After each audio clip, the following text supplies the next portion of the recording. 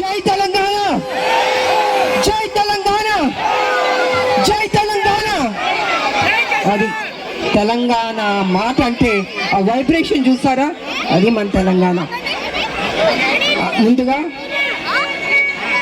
అందరికీ దసరా శుభాకాంక్షలు. ఈ నవరాత్రులు అందరూ బాగా పూజ చేశారా? నేను కూడా దీక్షలో ఉన్నాను. ఇవాళతో కంప్లీట్ అవుతుంది. ప్రతి సంవత్సరం దీక్ష చేస్తాను. నేను చేసే దీక్షలో అమ్మవారు ఎదురుగుండా కోరుకునేది నా తెలంగాణ ప్రజలు బాగుండాలి, నా తెలంగాణ బాగుండాలి. ఇవి రెండు నా ముఖ్యం.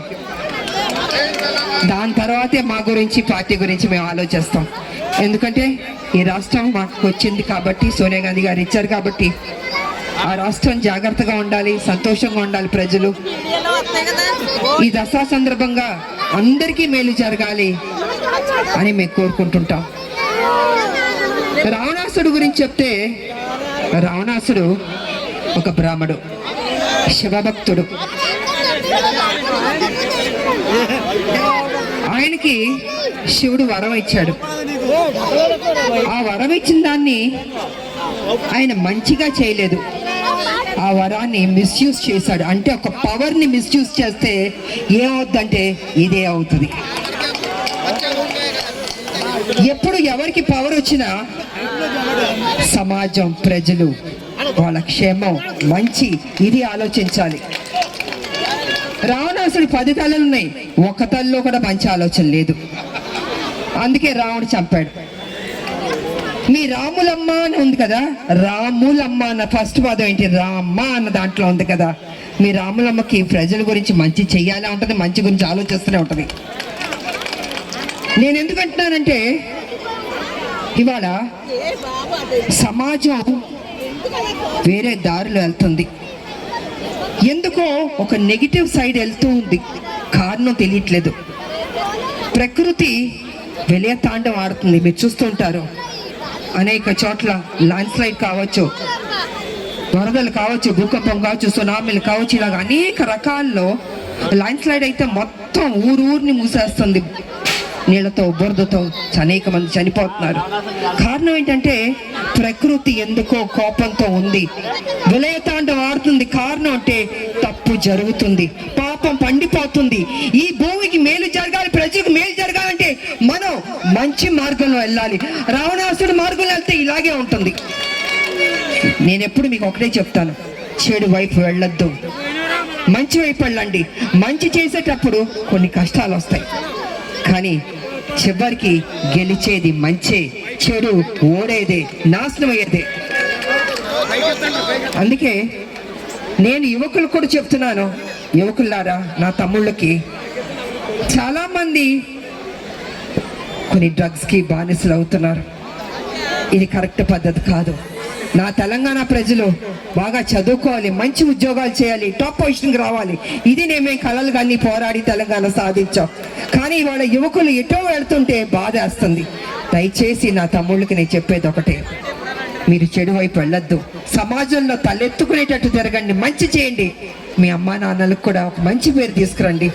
జీవితం ఏముంది, తక్కువ టైం మనం బతికేది. ఆ తక్కువ సమయంలో మంచి చేసి అందరూ శభాష్ అనిపించేటట్టు మీరు తయారవ్వాలి, ఆ దశగా వెళ్ళాలని మీ రాములమ్మ ఎప్పుడు కోరుకుంటుంటుంది. కానీ ఇవాళ కొంతమంది దుష్ట శక్తుల వల్ల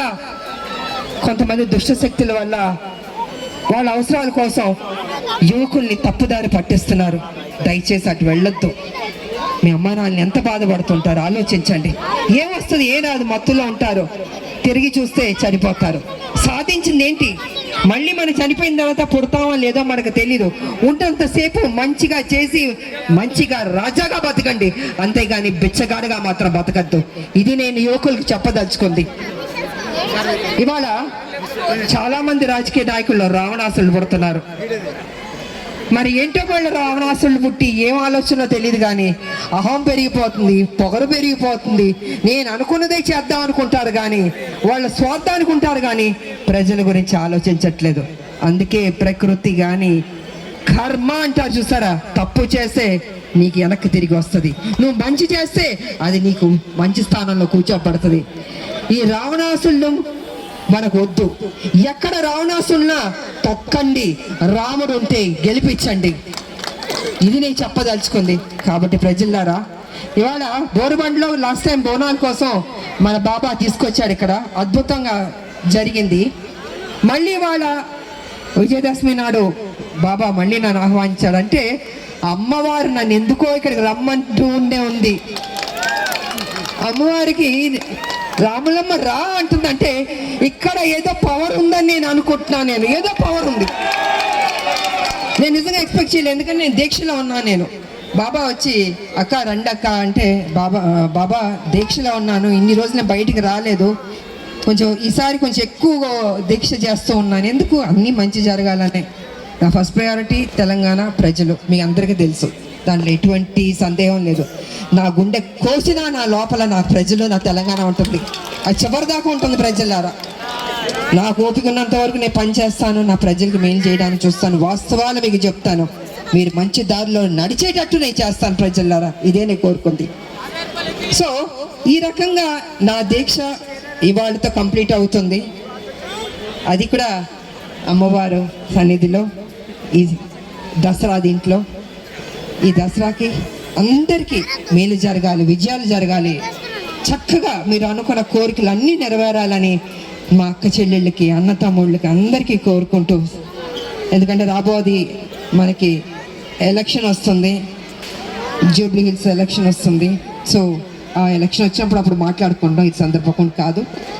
కానీ ఈరోజు మీ అందరినీ ఇలా చూస్తుంటే నాకు చాలా ఆనందంగా ఉంది. ఇలాగే సంతోషంగా హ్యాపీగా ఉండండి, ఏ బాధపడద్దు, మంచి నమ్ముకోండి, మంచి జరుగుతుందని తెలియజేసుకుంటూ సెలవు తీసుకుంటా. చేపట్టుకోండి, ముయ్యండి, గుండె మీద చేపట్టండి. జై తెలంగాణ, జై తెలంగాణ, జై తెలంగాణ. మన అందరి గుండెల్లో